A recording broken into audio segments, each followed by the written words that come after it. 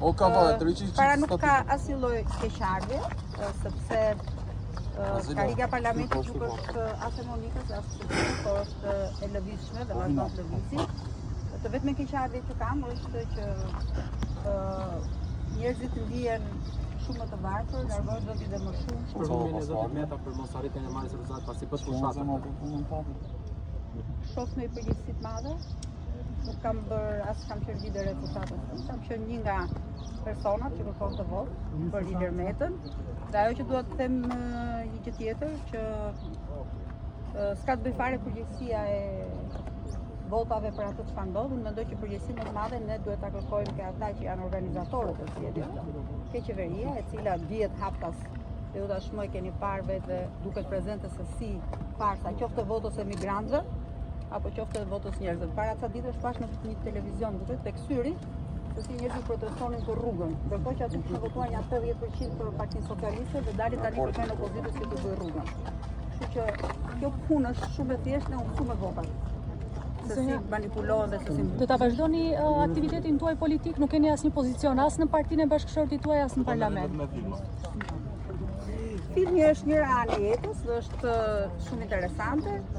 Politika nuk bëhet vetëm duke bërë politikë, duke folur për politikën, politika bëhet edhe me sjelljen tënde, politika bëhet edhe me veprimet e tua, politika bëhet edhe me analizat, por dua t'ju them vetëm një gjë që nuk mendoj që situata do jetë më mirë se çka që mendoj, që do jetë shumë më keq se çka që.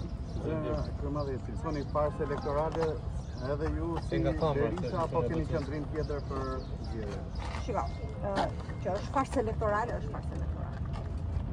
Që identifikimi i shenjave të gështrimeve qytetarëve në momentin që në qendrën e votimit qytetari vendos të shenjën e gishtit dhe informacioni shkon të zyrës së patronazhimit në Partinë Socialiste që ka ardhur filani, që ndoshta në një këndvështrim ligjor nuk është ke ligji, por është përdorimi i aseteve qeveritare në funksion të një partie, sigurisht që ka.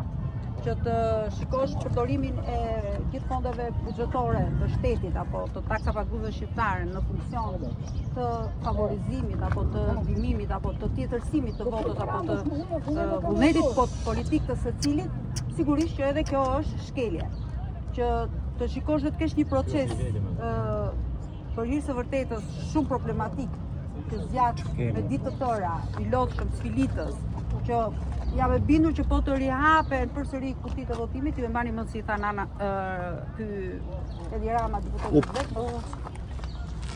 Mos që gjithë kjo është vërtet një farsë. Por megjithatë, unë nuk jam askush që ta zgjidh këtë farsë. Kjo është në dorë të opozitës, në dorë të parlamentit të ardhshëm, në dorë të klasës politike, në dorë edhe të vetë qytetarëve. Unë jam 1 në 3 milion shqiptarë tashmë. Faleminderit dhe ju.